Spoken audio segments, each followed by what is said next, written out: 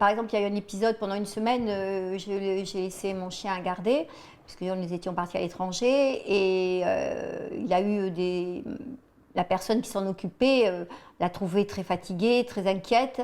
Elle l'a amené chez notre vétérinaire, mais c'était le remplaçant, et il lui a changé son traitement.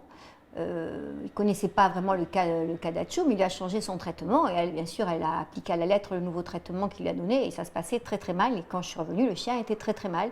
J'ai aussitôt téléphoné au cardiologue d'Atchoum. Il m'a dit mais non, absolument pas, il ne faut absolument pas donner ce traitement, ça ne va pas du tout, vous reprenez l'ancien traitement. Il a eu une crise, puisque son rythme cardiaque s'accélère, c'est impressionnant. Mais non, il faut conserver ce même traitement et c'est rentré dans l'ordre dès qu'il a repris son traitement. C'est rentré dans l'ordre, il est redevenu comme avant, quoi. Ah oui, ça c'est indéniable. Si la médecine n'avait pas progressé, s'il n'y avait pas eu un traitement adapté, Atchoum ne serait plus parmi nous aujourd'hui. Ça c'est, à mon avis, c'est une évidence.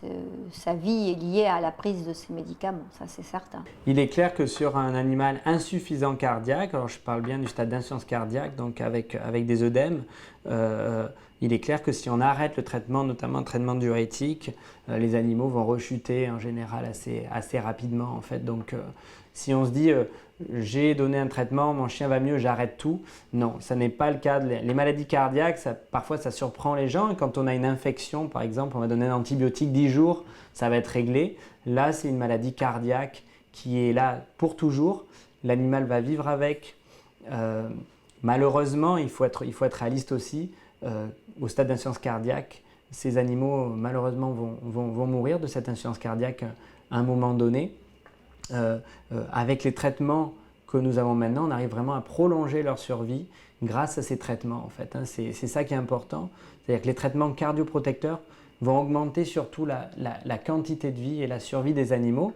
Le traitement diurétique, lui, va surtout améliorer leur qualité de vie. Voilà. Parfois, on ignore le traitement cardioprotecteur et en fait, même s'il n'est pas aussi, on va dire, évident à l'œil nu qu'il a un effet, c'est-à-dire que si on manque, c'est sûr que si on arrête son traitement diurétique, c'est sûr que l'animal va avoir une rechute assez rapidement. Si on arrête un des traitements cardioprotecteurs, le propriétaire ne va pas nécessairement voir de différence, il n'y aura pas une énorme différence, le chien ne va pas être hospitalisé pour un œdème aigu.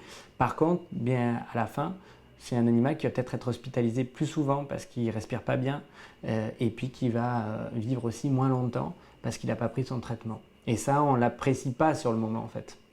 Bah, évidemment, ça, c'est sûr que la compliance au traitement, c'est sûr que voilà, écouter ce que dit les conseils du vétérinaire sont importants en fait. Donc ça, il est certain que c'est évidemment primordial.